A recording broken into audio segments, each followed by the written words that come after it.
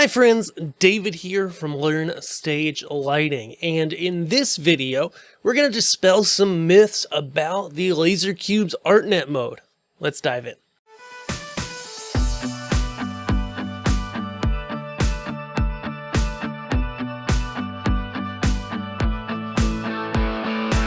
So the LaserCube's ArtNet mode is the ability to send direct ArtNet to the LaserCube in order to basically be able to control it via a traditional lighting console. And, you know, it's one of those things where it hasn't been well documented. Like, there's a video out there from Arnaldo from Gear It First. Walks you through the setup. It's great. Okay, it's a good video. But what I want to show you is a little bit more and just kind of give you my take of the built-in effects, how they work, and whether you should use the ArtNet mode or LaserOS. So the ArtNet mode has a couple advantages. The first is being able to control it directly from any lighting console that sends ArtNet. Okay, as you see behind me, I've got a nice pattern here going on, shooting up in the air. It's happening out of Onyx, which we'll pull up on our screen.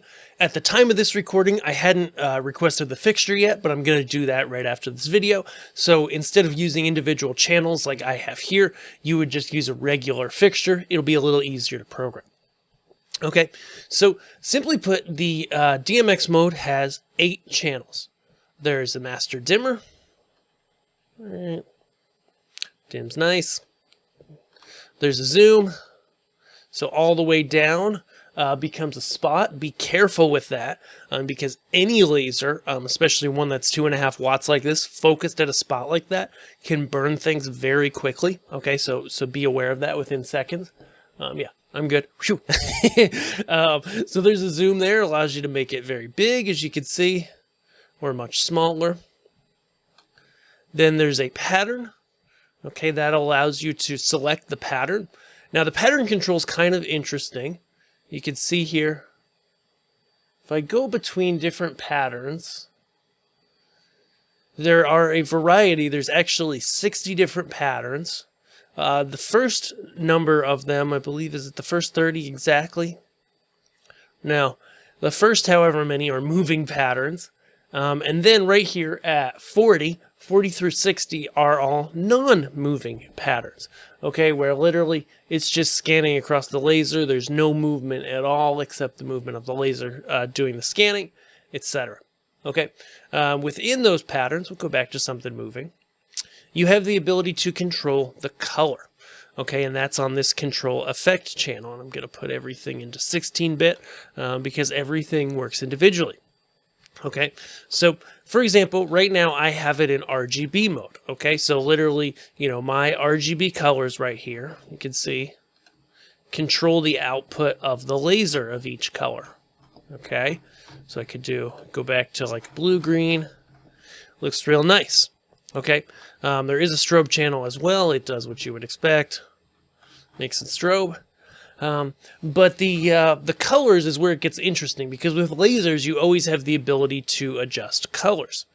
So when you start scrolling up here on this control effect channel, you get a number of things. You basically get some ways to flip and mirror the different patterns. But then, if I can find it, anyone? Bueller?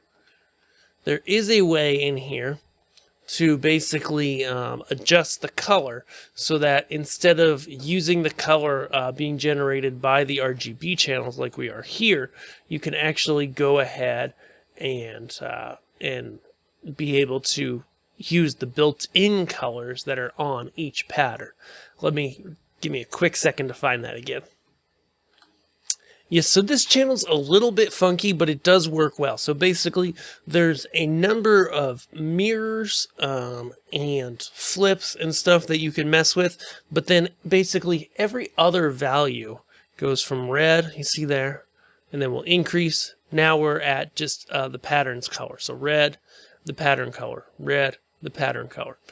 So to give you some examples, the pattern colors do vary as you go through them. Like I know, as I got up in the higher numbers, this pattern's a green-blue, right? And so that's a green-blue pattern right there. but then I can adjust the control effect channel to make the exact same pattern in red. But then I move it and it flips the pattern and it's in its given colors. And then I move it again and it's red. So this channel's a little bit confusing. I will document it better and submit that to Onyx. But basically, if you mess around with that control effect channel, you can get a variety of basically the built-in colors versus your colors versus flipping it horizontally, vertically, etc. Okay, so what are the benefits, now that we've shown you the channels, shown you what they've done, what are the benefits of using the ArtNet mode over LaserOS? Well, the biggest benefit, and I would say probably one of the few benefits, is that you can control it directly from the lighting console, which is a huge benefit, no doubt. But, you know, the amount of patterns you get is much smaller. The ability to select them quickly or to know what they are is not great. You know, overall, it's a very basic, it's only 8 channels. It's a very basic way to control the LaserCube. So it can work in some situations, and it is at least helpful that, in contrast to LaserOS, if you set up 3 cubes via ArtNet, you can have fully independent control of all 3, whereas with LaserOS, you would need to basically run LaserOS on 3 devices in order to control those 3 cubes. I think we get a little complicated.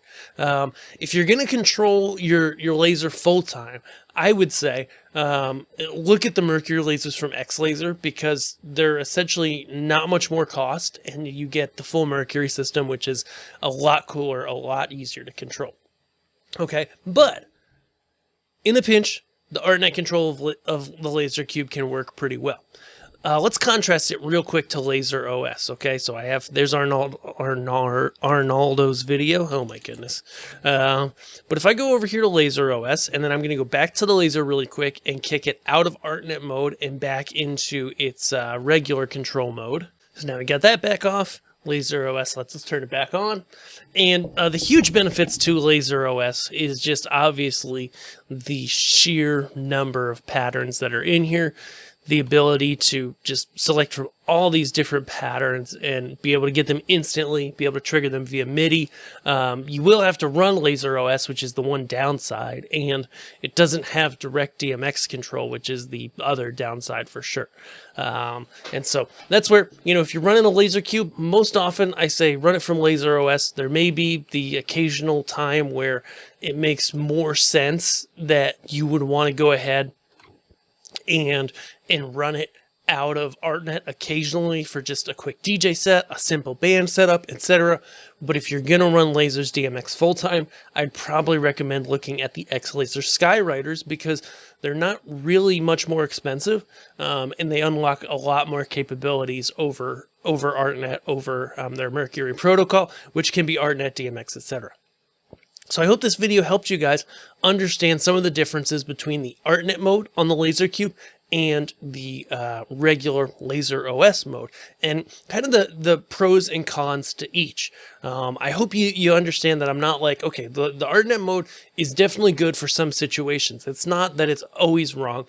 I just think it's very simple. So if you need more than simple, you know, don't bet on that for being your way to go.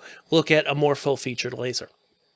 Thank you guys so much for watching. If you're interested in any of the lasers we've talked about, any lights, control, whatever you need, we've got it over at Learn Stage Lighting Gear, and we would love to help you find exactly the right thing and be able to get it at a personalized price. So if that sounds good to you, head over to Learn Stage Lighting Gear, add some stuff to your cart, request a quote, or just email us through the contact page. We love to help.